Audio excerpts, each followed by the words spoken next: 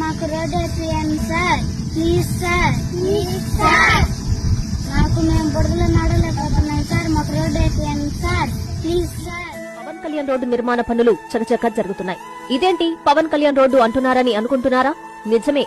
అక్కడ నిర్మిస్తున్న రోడ్డును చూస్తున్నా అందరూ పవన్ కళ్యాణ్ రోడ్డే అంటున్నారు. పవన్ కళ్యాణ్ సార్, మా ఊరికి రోడ్డు వేయించండి సార్ అంటూ ఆ గ్రామ విద్యార్థుల విజ్ఞప్తికి డిప్యూటీ సీఎం పవన్ కళ్యాణ్ పంచాయతీరాజ్ శాఖ మంత్రిగా వెంటనే స్పందించడం, రోడ్డు దుస్థితి తెలుసుకుని మరుసటి రోజే రోడ్డు నిర్మాణానికి 84 లక్షల రూపాయల నిధులు మంజూరు చేయించడం జరిగిపోయాయి. ఆ తర్వాత రోజే శంకుస్థాపన, రోడ్డు పనులు ప్రారంభమయ్యాయి. ఇప్పుడు చకచక చల్లగిరిగల నుంచి గజ్జలవారిపల్లి వరకు జోరుగా పనులు జరుగుతున్నాయి.